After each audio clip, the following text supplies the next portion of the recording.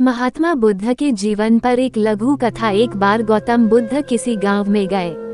वहां एक महिला ने उनसे पूछा कि आप तो किसी राजकुमार की तरह दिखते हैं, आपने युवावस्था में गेरुआ वस्त्र क्यों धारण किए हैं? इस प्रश्न के जवाब में बुद्ध ने कहा कि मैंने 3 प्रश्नों के हल ढूंढने के लिए संन्यास लिया है। हमारा शरीर युवा और आकर्षक है, लेकिन यह वृद्धा होगा, फिर बीमार होगा और अंत में यह मृत्यु को प्राप्त हो जाएगा। मुझे वृद्धावस्था, बीमारी और मृत्यु के कारण का ज्ञान प्राप्त करना है। बुद्ध की ये बात सुनकर महिला बहुत प्रभावित हो गई और उसने उन्हें भोजन के लिए अपने घर पर आमंत्रित किया। जब ये बात गांव के लोगों को मालूम हुई तो सभी ने बुद्ध से कहा कि वे उस महिला के यहाँ न जाए, क्योंकि उसका चरित्र अच्छा नहीं है।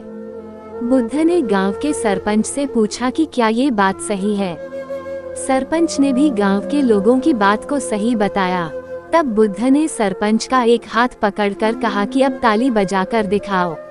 सरपंच ने कहा कि यह असंभव है, एक हाथ से ताली नहीं बज सकती। बुद्ध ने कहा कि ठीक इसी प्रकार कोई महिला अकेले ही चरित्रहीन नहीं हो सकती है। अगर इस गांव के पुरुष चरित्रहीन नहीं होते तो वह स्त्री भी चरित्रहीन नहीं होती। अगर इस गांव के सभी पुरुष अच्छे होते तो यह महिला ऐसी न होती। ये बातें सुनकर वहां खड़े सभी लोग शर्मिंदा हो गए। प्रसंग की सीख। इस प्रसंग की सीख यह है कि हमें दूसरों की गलतियां या कमियां नहीं देखनी चाहिए, बल्कि हमें खुद की गलतियों को और कमियों को सुधारने की कोशिश करनी चाहिए।